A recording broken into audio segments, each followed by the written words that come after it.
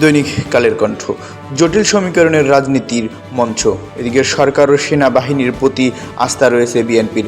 সম্পাদক প্রকাশক হতে পারবেন না দণ্ডিত ও ঋণ খেলাফিরা। দৈনিক প্রতিদিনের সংবাদ। একই মালিকের একাধিক সংবাদ মাধ্যম থাকবে না। এদিকে আওয়ামী লীগকে নিষিদ্ধের দাবিতে আলটিমেটাম জুলাই যোদ্ধাদের, জমে উঠেছে কেনাকাটা। দৈনিক আজকের পত্রিকা।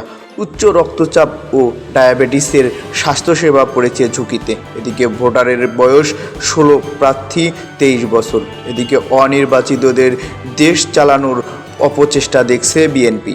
দৈনিক সময়ের আলো। গণমাধ্যমে কালো টাকা ঢুকেছে, আওয়ামী লীগের পুনর্বাসন হতে দেবে না এনসিপি। গাজায় নতুন হামলার রাজনৈতিক অঙ্ক। দৈনিক মানবকণ্ঠ। গণমাধ্যম হবে পাবলিক লিস্টেড, থাকবে স্বাধীন কমিশন। এদিকে বেনজিরের সঙ্গে আরও গভীর সম্পর্কের দিকে নজর ঢাকার, যে কোনো মূল্য আমাদের ঐক্য ধরে রাখতে হবে। দৈনিক ডেল্টা টাইমস। সরকারের আওয়ামী লীগকে নিষিদ্ধ করার পরিকল্পনা নেই ডক্টর ইউনূস। এদিকে ব্যাংককে ডক্টর ইউনূস মোদির মধ্যে বৈঠক হচ্ছে না। অন্যদিকে ঢাকা কেন্দ্রীয় বিশ্ববিদ্যালয়ের নামকরণ দাবি শিক্ষার্থীদের আপত্তি। বাংলাদেশ বুলেটিন। গণমাধ্যম সংস্কারের একগুচ্ছ প্রস্তাব, ভারসাম্যর প্রতি নজর রাখছে ঢাকা। এদিকে আইন শৃঙ্খলা ও বিচার ব্যবস্থার উন্নয়নে পুলিশের 5 দফা দাবি। দৈনিক জনকণ্ঠ। রাজনীতির মাঠে ফেরার উত্তাপ, স্বাধীন গণমাধ্যম কমিশন গঠনসহ 20 প্রস্তাব। কোনো মহলের এজেন্ডা যেন সরকারের পরিকল্পনার অংশ না হয়। বিগত সরকারের একাধিক উন্নয়ন প্রকল্প সংশোধনের উদ্যোগ। দৈনিক সমকাল। পুলিশের জনসম্পৃক্ত কর্মকাণ্ডে ভাটা। এদিকে সংস্কার প্রস্তাবে অনির্বাচিতদের ক্ষমতায়নের চেষ্টা। আওয়ামী লীগকে রাজনীতি করতে দেবে না, দেশ জুড়ে বিক্ষোভ। দৈনিক কালের কণ্ঠ।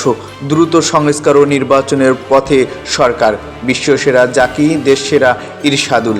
আওয়ামী লীগ নিষিদ্ধ ও গণহত্যার বিচার না হওয়া পর্যন্ত নির্বাচন নয়। দৈনিক যুগান্তর। ঐক্যর উদ্যোগ নিতে হবে ডক্টর ইউনূসকে। এদিকে শৃঙ্খলা ফেরে নিয়ে পুলিশে কাটছে না অস্বস্তি, এক মালিকের একাধিক গণমাধ্যম নয়। দৈনিক ইত্তেফাক। এপ্রিল থেকে ডেঙ্গুর প্রকোপের আশঙ্কা নেই, প্রস্তুতি।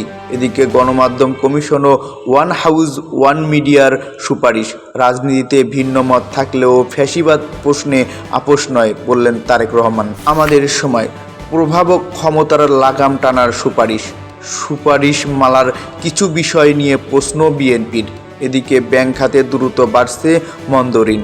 আওয়ামী লীগ নিষিদ্ধে 48 ঘন্টার আলটিমেটাম। দৈনিক আজকালের খবর।